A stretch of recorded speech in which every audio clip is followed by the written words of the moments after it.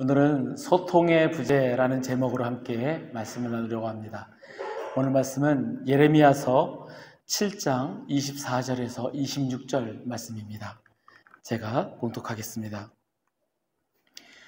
그들이 순종하지 아니하며 귀를 기울이지도 아니하고 자신들의 악한 마음의 꾀와 완악한 대로 행하여 그 등을 내게로 돌리고 그 얼굴을 향하지 아니하였으며 너희 조상들이 애굽 땅에서 나온 날부터 오늘까지 내가 내 종 선지자들을 너희에게 보내되 끊임없이 보내었으나 너희가 나에게 순종하지 아니하며 귀를 기울이지 아니하고 목을 굳게 하여 너희 조상들보다 악을 더 행하였느니라.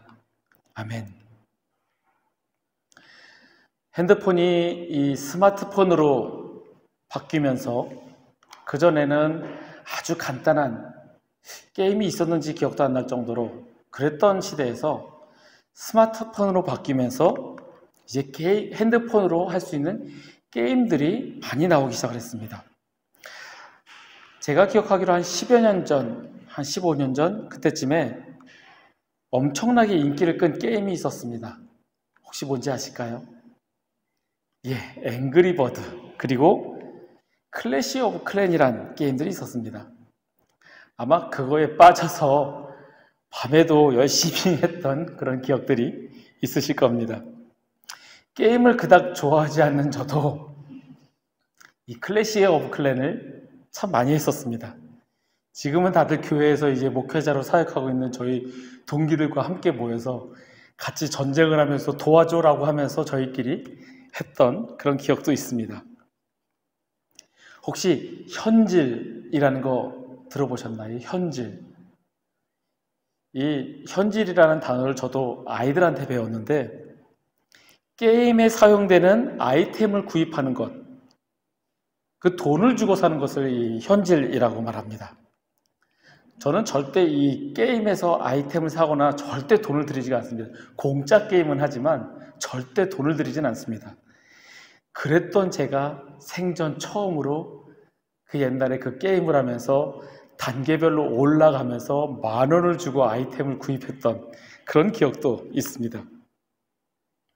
이런 게임들이 엄청나게 인기를 끌고 이 게임을 만든 회사가 정말 이 천문학적인 돈을 벌면서 어떤 회사이길래 이런 게임을 만들어냈을까? 그 회사는 어떠한 사고방식을 가지고 있고 어떻게 진행을 하기에 이런 게임을 만들어냈을까? 그러면서 그 회사들을 취재하면서 그 밑에 깔려있는 사고방식, 그 회사가 가지고 있는 가치관 이런 것들에 대한 다큐가 나오기 시작했었습니다. 이 앵그리버드라는 게임을 만든 회사는 로비오라는 회사입니다. 그리고 이 클래식 오브 클랜 이 게임을 만든 회사는 슈퍼셀이라는 회사입니다. 이 로비오와 슈퍼셀 이 두 회사의 공통점은 당연히 천문학적으로 돈을 많이 벌었다는 공통점이 있지만 또한 공통점은 하나는 이 회사들 모두가 핀란드에서 태생한 회사라는 겁니다. 핀란드. 인구 550만 명의 작은 북유럽 국가인 핀란드가 어떻게 이렇게 전 세계가 열광하는 게임을 만들었을까? 이 핀란드의 게임 회사에서 근무했던 사람이 이 핀란드 게임 산업의 비결은 끝장 토론 문화에 있다고 말을 하였습니다. 끝장 토론 문화. 이 게임을 코딩하기 전에 논의하고 합의하는 데 아주 많은 시간을 들인다고 합니다. 대략 그 전체의 그 게임 만드는 시간에 80% 정도를 논의 그리고 그 만드는 코딩 시간을 20% 정도라고 합니다. 즉 지위 고하에 관계없이 이 회사 사람들이 모든 사람이 모여서 끝장 토론을 하면서 그 사람들의 의견이 일치가 되고 모두가 납득이 돼야만 다음 단계로 넘어가는 이 북유럽 특유의 토론 문화가 이 성공적인 게임 개발의 비결이라고 합니다. 이 끝장 토론 문화 이 중심에는 소통이라는 필수 요소가 있습니다. 만약에 서로 소통하지 않고 자기 주장, 자기가 하고 싶고 자기가 보고 싶고 그런 것만을 내세우다 보면은 결국에는 합의점에 이룰 수가 없는 겁니다. 아무리 끝장 토론이라고 해도 한 사람이 자기의 주장을 굽히지 않으면 결론은 나지가 않습니다. 그런 사람은 고집불통 결국 혼자서 일을 해야 하는 사람입니다. 언젠가부터 이 소통이라는 단어가 우리 사회에 깊숙이 들어오기 시작했습니다. 예전에는 이 소통이라는 단어가 그닥 많이 사용되지 않았던 것 같습니다. 아마 우리 사회가 유교사회, 계급사회, 위로부터 아래로 무조건적인 수직사회였던 것 같습니다. 그러다가 사회가 이제 민주주의 사회가 되고 소통이라는 단어가 점차 사용되기 시작했습니다. 그래서 너도 나도 소통을 부르짖게 되고 정치뿐만 아니라 일반 사회에서도 라떼는 말이야 라는 말로 시작되는 꼰대 문화가 소통을 방해하는 것으로 여겨지게 되었습니다. 이런 꼰대 문화는 사회 초년생들과 전혀 소통하지 못하고 나의 생각, 나의 주장만을 주장하고 결국에는 그런 사람들은 사회 속에서 도태되고 소외되기 마련입니다. 오늘 함께 말씀을 나누면서 주님께서 우리에게 주시는 그런 깨달음이 있기를 바랍니다. 그리고 그 말씀대로 살아가고자 결단하고 그 말씀대로 살아가시는 저와 여러분이 되기를 소원합니다. 오늘 본문은 예레미야서입니다. 예레미야서와 고린도 전후서를 제가 요즘에 읽고 있는데 그 예레미야서와 고린도 전후서의 공통점을 느꼈던 것이 소통하지 못하는 이스라엘 백성과 고린도 교회 교인이었습니다. 하나님과 백성이 소통하지 못하고 고린도 교회 교인과 바울이 소통하지 못했던 그런 장면을 보게 되었습니다. 이스라엘 백성은 모세와 사무엘을 하나님과 이스라엘 사이를 중재하는 인물로 여겼습니다. 마찬가지로 이 예레미야 선지자를 하나님과 이스라엘 백성 사이에 중재하는 소통의 역할을 하는 사람으로 여겼습니다. 이 예레미야 선지자는 남유다가 멸망하기 직전 수십 년 동안 활동했던 선지자입니다. 요시야 왕으로부터 시작해서 마지막 왕 시드기야까지 그 당시에 활동했던 선지자였으며 그 당시는 정말 엄청난 정치 변혁의 폭풍이 몰아치던 시대였습니다. 이미 북이스라엘을 멸망시켰던 아수르 제국이 있었지만 이 아수르 제국의 세력이 점차 약해져 가던 때에 이제 남유다는 그 아수르의 위협에서 벗어나는가 싶었는데 이제 새로운 세력 강대국 바벨론이 등장하기 시작을 합니다. 예레미야는 이 북쪽에서 오는 적이라고 표현하며 북쪽에서 오는 적에 대해서 경고를 계속하게 됩니다. 결국 이 바벨론은 남유다를 멸망시키고 대부분의 유다 백성은 바벨론의 포로로 끌려가게 됩니다.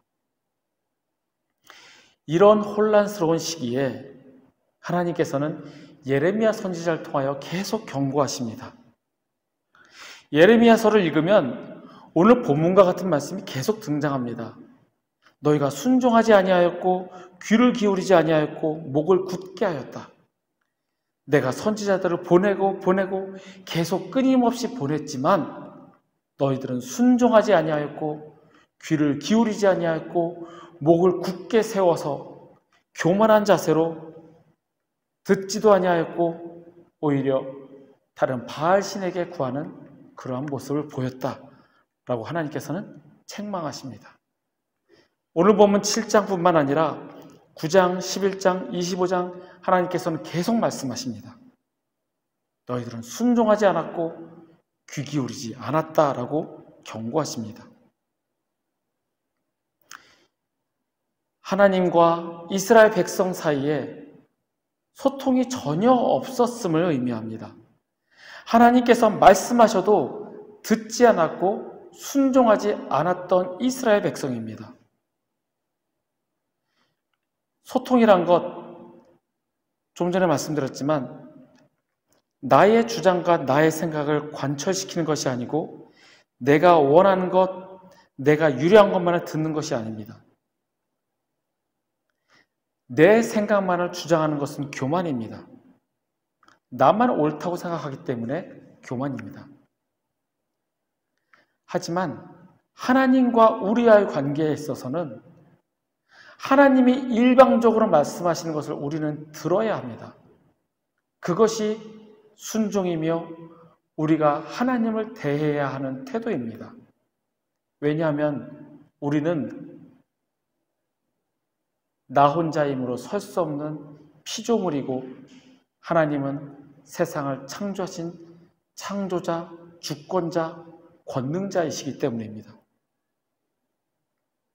그런데 우리 인간은 피조물임에도 불구하고 교만한 마음으로 하나님의 말씀을 들으려 하지 않습니다. 순종하려 하지 않습니다. 귀 기울이지도 않습니다.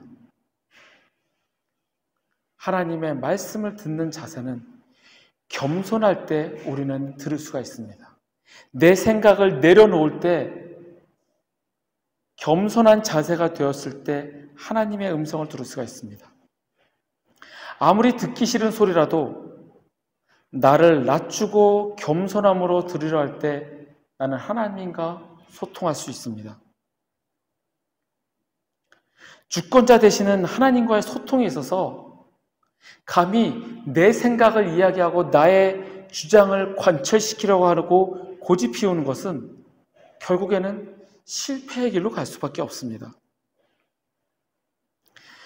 서울대 심리학과 최인철 교수는 이 프레임이라는 책에서 우리는 항상 자기가 보고 싶은 것만이 진실이고 최선이라고 생각하는 경향이 있다라고 썼습니다. 하나님의 뜻을 알고자 해야 하는데, 왜냐하면 이 모든 세상은 하나님의 계획대로 움직여지고 있기 때문에 하나님의 뜻을 알고자 해야 하는데, 내가 생각하는 것만이 옳은 방법이라 여기고 그것만을 내세우니, 그렇기 때문에 하나님의 뜻에 순종하지 않고 나의 것만을 주장하니 하나님과 소통될 리가 없습니다. 이렇게 주님과 소통하지 못하는 사람은 주님의 생각과 주님의 뜻은 안중에 없고 내 생각과 노력만을 주장합니다. 내가 이렇게 했으니 이렇게 되어야 한다라고 그것에 대한 주장과 그것에 대한 보상, 그런 생각만 하게 됩니다. 내 생각과 계획이 먼저가 됩니다. 소통은 겸손에서 시작이 됩니다. 소통은 상대방을 설득하려는 노력보다 같은 방향으로 가기 위해서 나 자신을 내려놓는 그 마음입니다. 사람과의 관계에 있어서도 소통하려면 나를 내려놓고 내 생각을 내려놓아야 할 텐데, 하물며 하나님과 소통하기 위해서 하나님의 뜻과 계획을 알고 순종하는 것이 소통일진데, 나의 것을 주장하고 내 생각과 내 계획을 주장하는 것은 하나님과 소통될 리도 없고 그것이 이루어질 리도 없는 것입니다. 아무리 기도해도 하나님의 뜻이 무엇인지 모르겠다라고 하는 사람들이 있습니다. 그 사람들이 겸손의 마음으로 하나님 앞에 내 뜻과 내 생각을 내려놓고 기도하였는지 그 자신에게 물어봐야 합니다. 내 생각만을 고집하면서 이것을 이루어 주십시오, 이루어 주셔야 합니다 라고 하나님께 강요하고 하나님께 내 뜻에 순종하라고 하는 것은 아닌지 나를 돌아봐야 합니다. 내 생각과 내 주장만을 고집한다면 그것은 결국 실패의 길로 갈 수밖에 없습니다. 갈등을 겪고 있었던 빌립보 교회를 향해서 바울은 이렇게 권면하였습니다. 빌립보서 2장 3절입니다. 아무 일에든지 다툼이나 허용으로 하지 말고 오직 겸손한 마음으로 각각 자기보다 남을 낮게 여기라. 겸손한 마음으로 남을 나보다 낮게 여길 때 소통할 수 있습니다. 하물며 하나님 앞에서, 우리가 하나님 앞에서 하나님과 소통하려면 겸손의 마음으로 자랑하지 않고 내 생각 내세우지 않고 순종하는 것만이 유일한 소통의 길입니다. 왜냐하면 하나님의 어리석음이 사람보다 지혜롭고 하나님의 약하심이 사람보다 강하기 때문입니다. 두 번째로 우리가 하나님과 소통하기 위해서는 우리는 성경을 읽어야 합니다.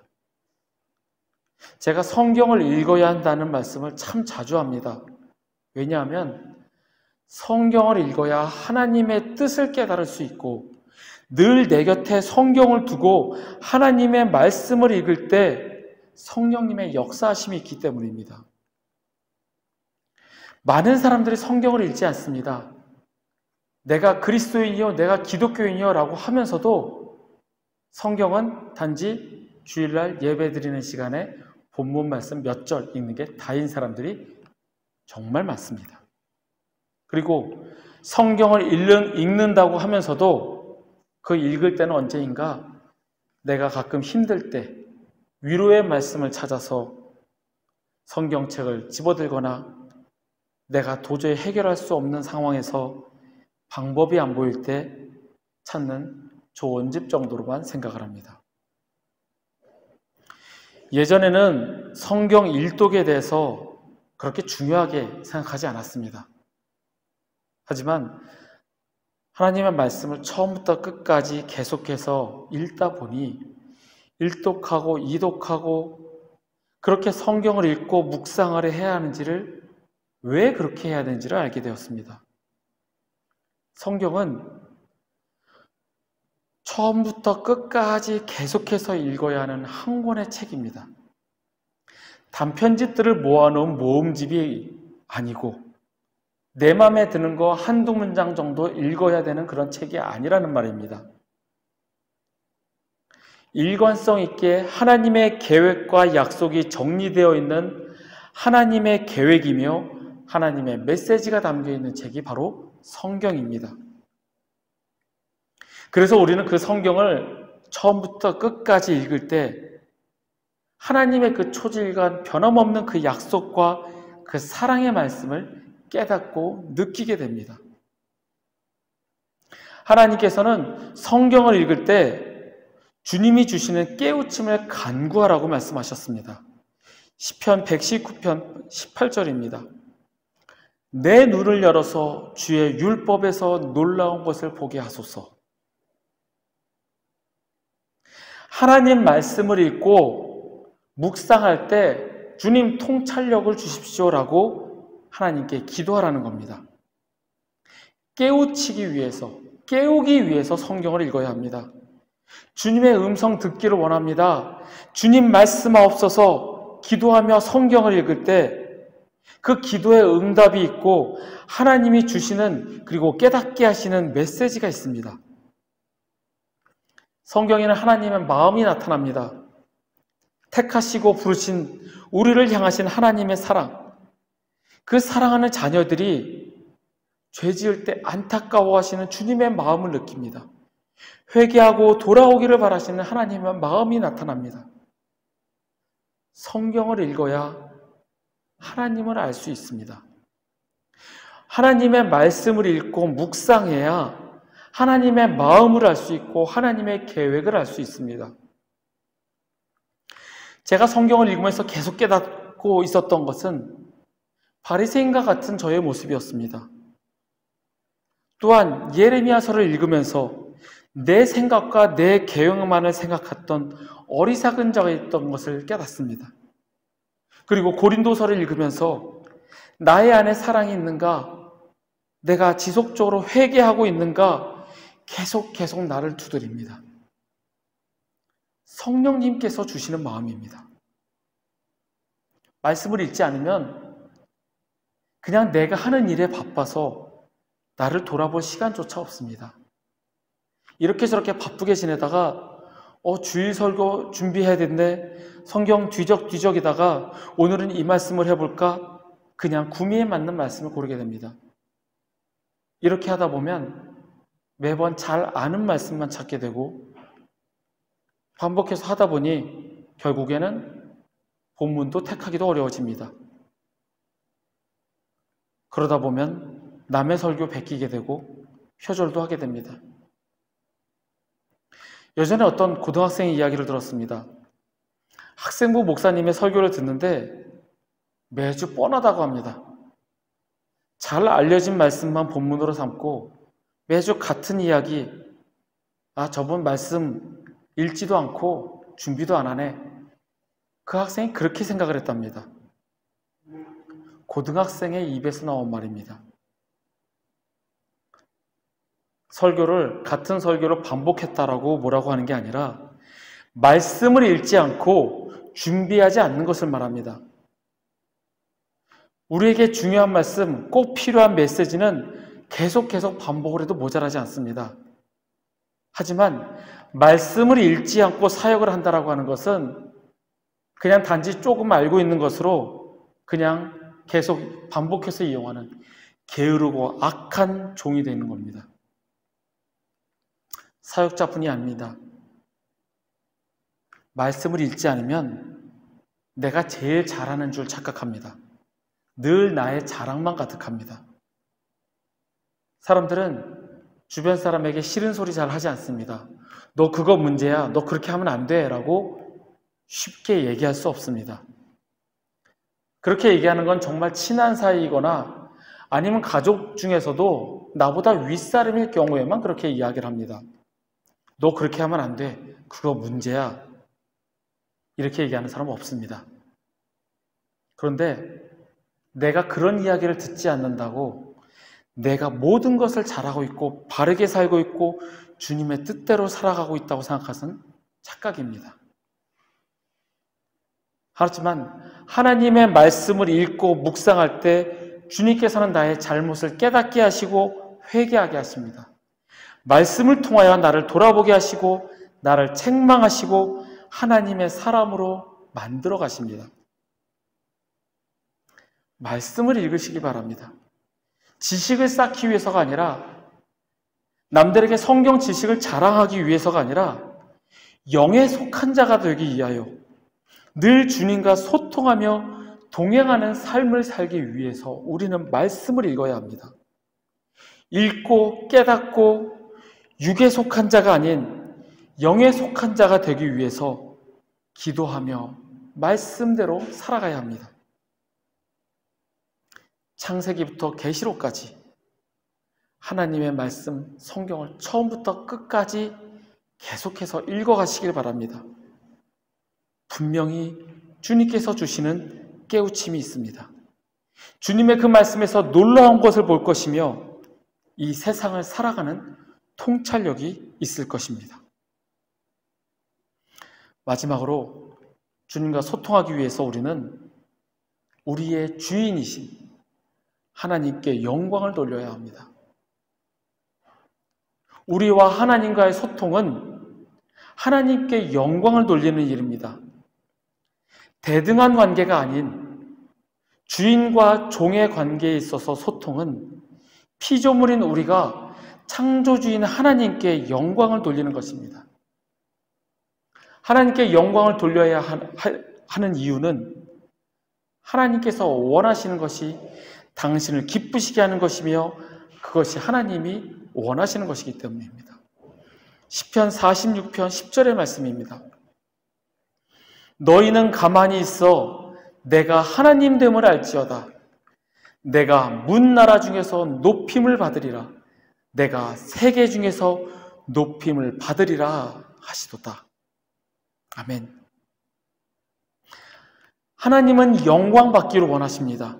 높임을 받기를 원하십니다. 우리는 피조물이기 때문에 우리를 창조하신 하나님께 일방적으로 의존해야 합니다. 부모가 자녀에게 순종하는 것이 아니라 자녀가 부모에게 순종하듯이 우리가 하나님께 일방적으로 순종해야 합니다. 하나님께 내 뜻에 순종하라고 할 수 없음은 설명하지 않아도 느낄 수 있을 겁니다. 그렇게 하는 것은 능력 있는 알라딘 램프의 지니를 내가 부리는 것과 같습니다. 하나님은 우리가 순종해야 할 대상이지 내 말을 들어야 할 존재가 아닙니다. 그러므로 내가 하나님께 영광을 돌려야지 나의 영광을 위해서 하나님이 일하시고 순종하는 것이 아니라는 사실입니다. 우리는 너무나 많이 착각합니다. 내가 사회적으로 성공해야 남들이 알아주는 위치에 올라가야 하나님의 영광 받는다고 착각합니다. 내가 사회적으로 성공하고 남들이 알아주는 위치에 올라갔을 때, 내가 사역적으로 열매를 많이 맺고 큰 성과가 있을 때 하나님이 함께 하신 것이고 그것이 하나님께 영광을 돌리는 것이라고 착각을 합니다. 물론 그럴 수도 있습니다. 하지만 내가 이렇게 돼야지 주님이 영광 받으시니 주님, 내가 이 자리까지 올라가게 해주십시오. 하나님, 내가 정말 유명한 사람이 돼서 하나님께 모든 걸 바치겠습니다. 하나님, 나 그렇게 해주십시오. 라고 하는 것은 나의 영광을 위하여 하나님을 이용하는 것과 같습니다. 내가 무엇이 되건 어떤 성과를 이루건 그것은 하나님의 영광이 아닌 나의 영광이 될 수 있습니다. 나를 통하여 영광을 돌리라, 이 말은 참된 경건함 속에서 주님을 찾는 것을 말합니다. 남이 알아주든 알아주지 않든 나의 죄를 인정하고 예수 그리스도를 바라고 찾으며 거듭나고 회개하는 사람은 주님께서 영광을 받으십니다.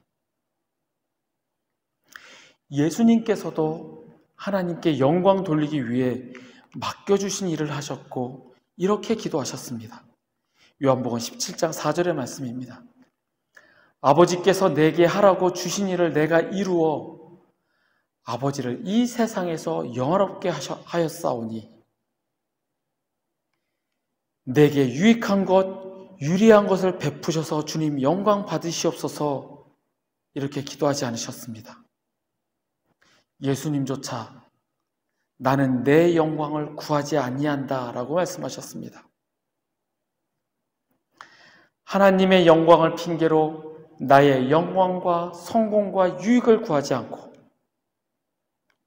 오직 주님만을 경배하고 찬송하며 예배하며 오직 주님께만 영광 돌리는 저와 여러분이 되기를 소원합니다.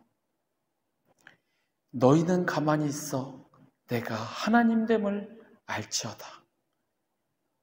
가만히 있어 하나님께서 하셨음을 경험하고 그로 인하여 오직 주님께만 영광 돌리시는, 오직 주님께만 의존함으로 주님께만 영광을 돌리시는 저와 여러분이 되시기를 간절히 소원합니다.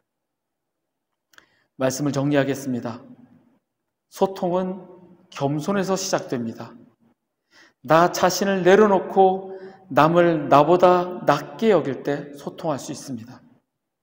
하물며 우리를 창조하신 하나님과 소통하기 위해서 나의 교만을 버리고 겸손함으로 나아가야 합니다. 주님과 소통하기 위해서 우리는 하나님의 말씀 성경을 읽어야 합니다. 나한테 유리한 것을 찾아서 읽는 조언집으로 여기지 말고 하나님의 사랑과 계획, 그 약속을 나타내시는 그 말씀을 처음부터 끝까지 읽으시기를 바랍니다.